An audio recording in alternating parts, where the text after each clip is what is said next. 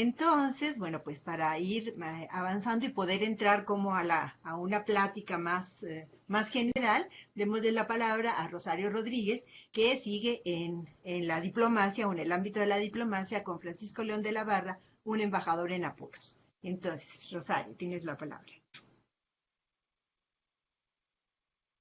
Muchas gracias, Laura. Buenos días a todos. Mucho gusto en verlas. Marisa, Mónica, Javier, qué bien verlos. Creo que está también Claudia acompañándonos. Qué bien encontrarnos en esta mesa. Eh, yo les voy a hablar de un personaje, de Francisco León de la Barra, durante su tiempo de embajador en Washington. Desde luego, no voy a poder en esta ponencia abordar los diferentes asuntos que fueron de índole diversa, algunos de manera que dependían al buen desarrollo o a la supervivencia del régimen de Díaz, ¿no? Este trabajo forma parte de un proyecto de investigación más amplio referente a las relaciones mexicano-estadounidenses en la antesala de la Revolución Mexicana, es decir, en los años de 1909-1911. Me voy a permitir leer también para ir ajustándome a los tiempos y no divagar. En esta ponencia me referiré a la actuación de un personaje de la vida política mexicana ampliamente conocido por haber ocupado la presidencia interina de México a la caída de Porfirio Díaz, de mayo a noviembre de 1911. En esta exposición no me centraré en esos convulsivos meses que concluyeron con el ascenso a la presidencia de Francisco I. Madero, sino me ocuparé del tiempo en el que Francisco León de la Barra se desempeñaba como embajador de México ante Estados Unidos. Resulta conveniente preguntarnos, ¿quién fue León de la Barra? ¿Cuáles eran sus cartas credenciales que lo llevaron a representar a México en Washington? ¿Qué nexos y vínculos mantuvo con actores políticos clave en Washington como Philander Knox, secretario de Estado, Huntington Wilson y el propio presidente Howard Taft? En esta ponencia nos basaremos en correspondencia privada entre León de la Barra y, desde luego, con la Secretaría de Relaciones Exteriores y otros documentos oficiales que nos permitirán delinear la gestión de la Barra en Washington. Algo de su vida. Francisco León de la Barra, cuando llegó a la presidencia interina, ya tenía en su haber una larga trayectoria como servidor público y en el servicio exterior mexicano, ocupando diferentes cargos desde diputado representante de su natal Querétaro y a través del escalafón que resguarda el archivo de Relaciones Exteriores, podemos darnos cuenta de lo prolífico y de los numerosos cargos y representaciones que va a desempeñar a través de su carrera. León de la Barra ingresa como abogado consultor en la Secretaría de Relaciones Exteriores. Posteriormente va a ser enviado como representante de México en Argentina, posición en la que tenía la instrucción expresa de parte del gobierno de Díaz de adentrarse en el conocimiento de los procesos de colonización que se estaban llevando a cabo en tierras argentinas a fines del siglo XIX. Estos resultados de la investigación de León de la Barra afortunadamente están publicados y plasmados en un informe extenso en Relaciones Exteriores. Posteriormente, León de la Barra fue requerido por el gobierno de Díaz para representar a México en los Países Bajos y posteriormente participar en la delegación de México en la primera conferencia de La Haya. Esa participación en este foro multilateral le permite a León de la Barra adentrarse en el arbitraje como medio de pacificación de los diferendos entre las naciones. Su asistencia a este foro multilateral, convocado por el zar de Rusia, significó un parteaguas en su carrera como estudioso del derecho internacional. Posteriormente va a formar parte de la delegación de México en la segunda Conferencia Internacional Americana, que tuvo como sede a la Ciudad de México a fines de 1901 e inicios de 1902. El activismo de León de la Barra va a estar también presente en la Conferencia de Río de Janeiro en 1906 y posteriormente en la Segunda Conferencia de La Haya en 1907. En estos foros multilaterales, León de la Barra participó en las comisiones que tenían que ver con los principios del arbitraje y la defensa de la igualdad jurídica entre las naciones. En la Conferencia de Río, cabe señalar, León de la Barra se expresó laudatoriamente de Elliot Root y dijo, cito, Root nos trae los buenos deseos y el mayor de los éxitos para los trabajos de esta conferencia, y esta seguramente rendirá sus frutos porque está basada en el respeto mutuo por los derechos de las naciones. Se cierra la cita. En los informes, León de la Barra daba cuenta de sus deseos de participar en conferencias internacionales, sobre todo los proyectos que había en Europa sobre realizar convenciones alrededor de la limitación de las armas y la conformación de una policía naval internacional que contribuyese al mantenimiento de la paz mundial. Para León de la Barra era importante que en esas iniciativas también se incluyese el compromiso de las naciones contratantes, cito, a respetar la soberanía territorial y a la no intervención de un gobierno en los asuntos de otro Estado. Cierro la cita. Los escasos biógrafos de León de la Barra, como Henderson, Raimundo Casanova, Enrique Vaz, entre otros, lo ubican como un operador diplomático experto en el derecho internacional, esforzado por defender la soberanía e igualdad jurídica entre los estados y el fomento del arbitraje, cuestiones que explican su larga permanencia en el servicio exterior mexicano. Sin embargo, Manuel Márquez Sterling va a describir a León de la Barra como un personaje muy acicalado, pequeño y como una persona que se esforzaba demasiado en sus maneras amables de comportamiento. Él señala que era un personaje inofensivo, burócrata, ¿sí? Otros más, como Enrique Vaz, lo califican como un burócrata porfirista de alto rango. Inclusive contemporáneos de León de la Barra, como Manuel Calero, lo van a criticar por su extremo comportamiento salamero. Es decir, era todo un diplomático que también va a ser criticado en la correspondencia entre Limantur y de la Barra, diciendo que León de la Barra se ciñe tanto al derecho internacional, al derecho civil, que él no le falta un ejercicio de la política y él debería de ser más negociador y acercarse a personajes como Elliot Root para buscar abonar en la causa de don Porfirio. Es decir, calificaban a de la Barra como que no tenía el suficiente manejo político para llegar a la embajada. En este sentido, de la Barra llega con ciertos cuestionamientos de parte de la élite porfirista, ¿sí?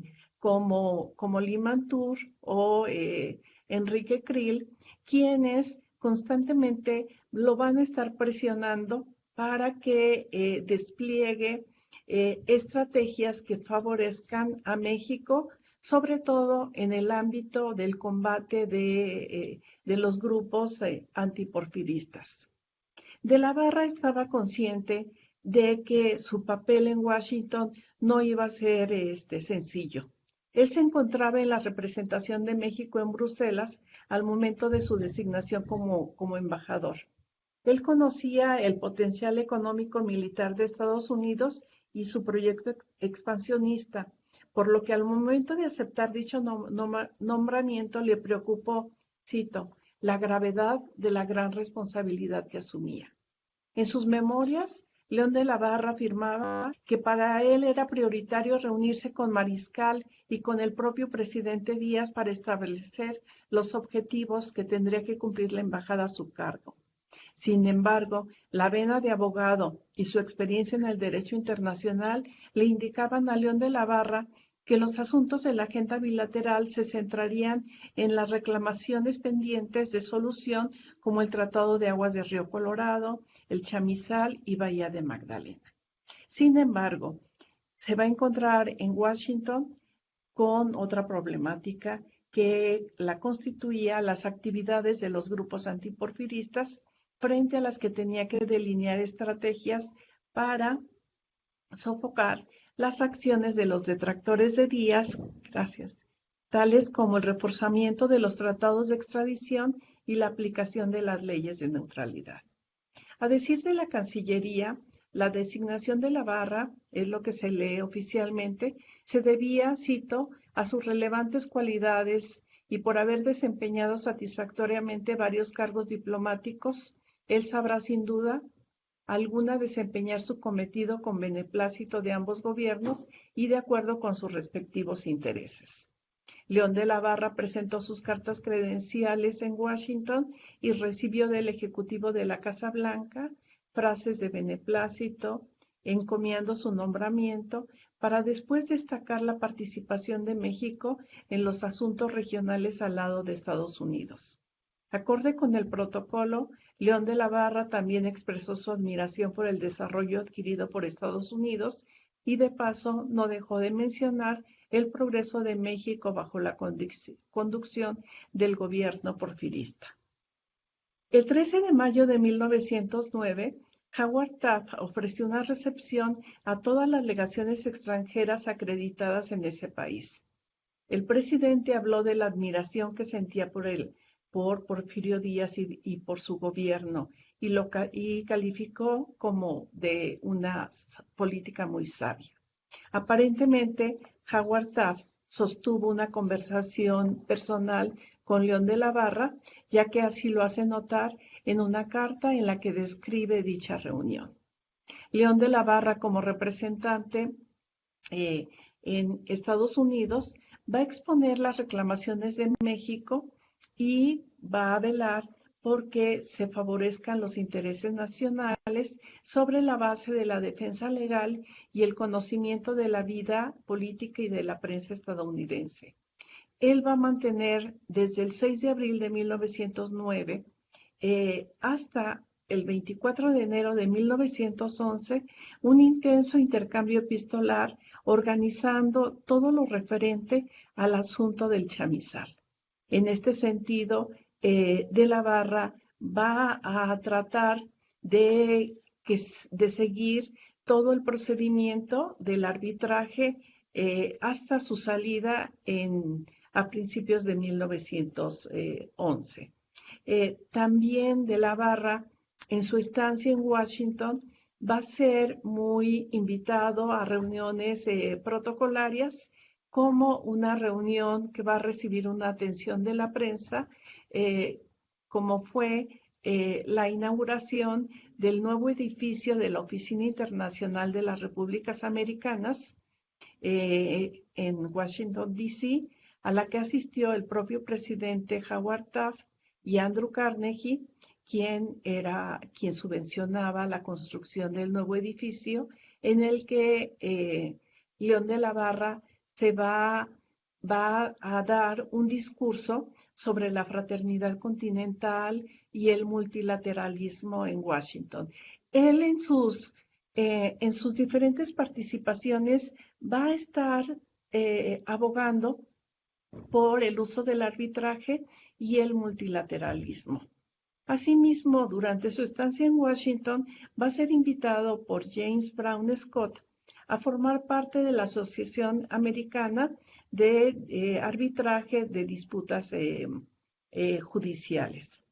En este sentido, él también en sus memorias señala que había intentado abordar con Philander Knox, el secretario de Estado, que se concretase el proyecto mexicano de crear un tribunal permanente de arbitraje. Él lo señalaba repetidamente en los informes que le daba a la Secretaría de Relaciones Exteriores, y en ese sentido él se sumaba a también tratar de proyectar un objetivo prioritario del gobierno porfirista, que era difundir una buena imagen de México y la proyección de un gobierno estable, contrarrestando las campañas periodísticas en las que se denostaba y se vislumbraba un panorama sombrío para México después del proceso electoral de 1910. Por ello, a León de la Barra en su correspondencia se ve que contrata a periodistas cuyas plumas buscan incidir en la opinión pública estadounidense y también en la prensa internacional, y además va a ser muy importante en esta labor la llegada de Carlos Pereira, un historiador famoso por haber escrito un libro sobre la doctrina Monroe y que tiene un conocimiento muy importante sobre política exterior, y que además va a polemizar con un escritor ya mencionado por Eduardo Mijangos, con Bulnes. Entonces, realmente hizo una mancuerna muy fuerte León de la Barra con Carlos Pereira en esta labor de desplegar estrategias de difundir los logros de la administración porfirista. En este sentido, va a atacar y a tratar de contrarrestar la postura de la prensa asociada. La prensa asociada en correspondencia entre Krill y León de la Barra va a ser señalada como una agencia noticiosa que está recibiendo financiamiento de enemigos de Díaz, de enemigos de México, y en la que se utilizaba la especulación y el rumor para despertar todavía más la animadversión al gobierno de Porfirio Díaz. Uno de los rumores que ocupó y preocupó a León de la Barra era el rumor de que un líder, Encarnación Díaz Guerra, había sido indultado por el presidente Taft. Esta cuestión de estar liberando a grupos de magonistas fue difundida, y en este sentido, en la realidad, la liberación no había sido de esa manera. En esta cuestión, Limantour lo va a felicitar por estar desmintiendo esas noticias difundidas por la prensa asociada, expresando que les resultaba increíble, cito, que personas timoratas sacasen funestas deducciones de una simple manifestación en la lucha política, refiriéndose al proceso electoral de 1910. Otra cuestión en la que de la Barra va a continuar atajando y combatiendo a los grupos antiporfiristas va a ser a través del contrato de espías, ¿sí? A través de la contratación de los detectives Furlong y asimismo utilizando la defensa de las leyes de neutralidad y el combate al paso de hombres y al contrabando de armas en la zona fronteriza. Cuestiones todas a las que no le encontraban visos de salida, y cuestiones todas en las que un día sí y al otro día también Krill y Limantour le exigían cuentas, ¿no? León de la Barra va a buscar a algunos aliados, como el cónsul estadounidense Luther Ellsworth, quien le daba información sobre el activismo de los sediciosos, no solo en la franja fronteriza, sino en la ciudad de Nueva York y de Chicago. misma información confidencial que se enviaba a León de la Barra en cifra, ¿sí? Y se le enviaba también a Limantour, con quien en correspondencia se notaba una relación mucho más cercana, con más confianza. Había como una cercanía entre León de la Barra y Limantour. El propio secretario de Hacienda le escribía a León de la Barra y le decía, cito, es imposible que una revolución sin cabeza militar, con programa descabellado y hecho con gente desprestigiado, se hubiese desarrollado y organizado tan vigorosamente sin que interviniesen elementos extraños al país. Solo con dinero y con el espíritu práctico de empresa de nuestros vecinos pudo tomar creces el movimiento que hasta la fecha tiene en jaque a 3,000 hombres de fuerzas del gobierno. Esto lo señalaba Limantour el 24 de diciembre de 1910. Por su parte, Krill y de la Barra, en su intercambio epistolar, evidenciaban con un desencanto y muy decepcionados que no encontraban un apoyo real de parte de Washington para hacer respetar las leyes de neutralidad, ya que era evidente que los detractores, cito, propagaban la revolución y el anarquismo comprando armas y pasando grupos de revoltosos al territorio mexicano, y todo esto con el conocimiento de las autoridades estadounidenses. Entre los meses de noviembre y diciembre de 1910, el intercambio epistolar se hizo más fuerte. Las presiones sobre de la Barra eran muy intensas y le demandaban controlar los movimientos de los detractores, ¿sí? Y la queja de León de la Barra ante el Departamento de Estado fue a que asumieran una neutralidad estricta, cuestión que no lograba conseguir León de la Barra y que tampoco lo había logrado Krill en su momento. Aún más, también se presionaba al embajador de León de la Barra para que asumiese una actitud más firme y hablase con el procurador general George Wickersham con el objetivo de que se aprendiese a los detractores de Díaz y a combatir a los sediciosos, utilizando una vez más la cuestión del anarquismo y la transgresión a las leyes de neutralidad.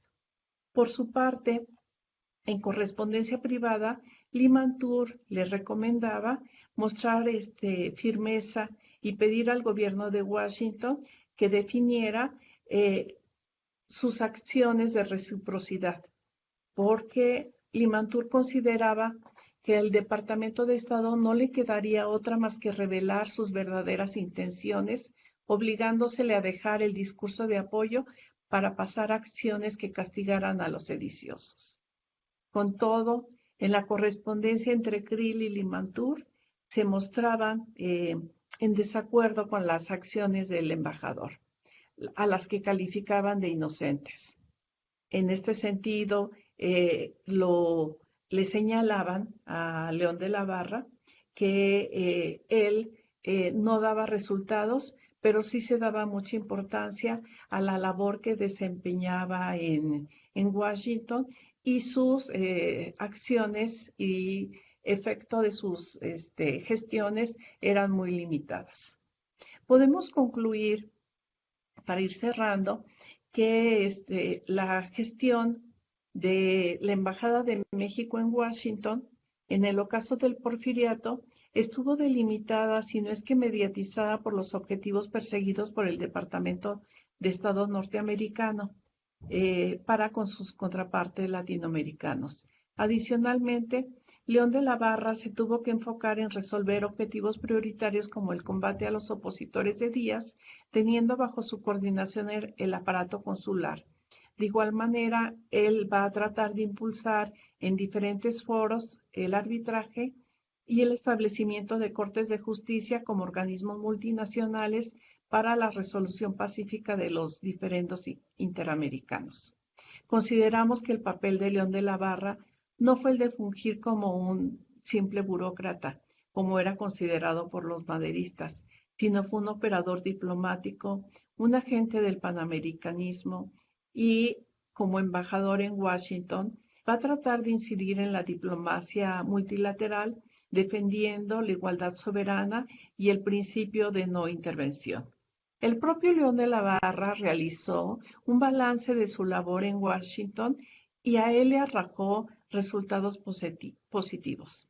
Él señalaba, cito, el asunto de Bahía Magdalena fue uno de los más largos y difíciles, el cual se resolvió una tarde dramática para mí en el despacho particular del presidente Taft, en la Casa Blanca y en presencia del secretario de Estado Knox. Y la resolución se dio conforme a nuestras aspiraciones perfectamente justificadas. Debo señalar igualmente la satisfacción con que obtuve la sumisión del arbitraje del caso de Chamizal y por último, debo recordar un incidente provocado por mí que ejerció influencia útil en las relaciones entre los dos países. Me refiero a la entrevista a Díaz-Taft en El Paso. Y con esta cita de León de la Barra concluyo mi exposición el día de hoy. Muchas gracias. Es una investigación que sigue, es un pequeño avance de este trabajo sobre la gestión de León de la Barra y los apuros y desavenencias que tiene con el secretario de Relaciones Exteriores, Krill, y con el propio Limantur. Muchas gracias a todos. Gracias, Rosario. Y bueno, creo que tanto la figura de Matías Romero como la de Krill, la de León de la Barra y seguramente la de Krill cuando exponga Olimpia, nos dan un nuevo horizonte para ver como el papel de las relaciones, es decir, el equilibrio o desequilibrio y qué tanto equilibrio o desequilibrio había en estas relaciones a través de las relaciones de estos individuos diplomáticos y cómo se vinculan con sus pares en los lugares donde están apostados.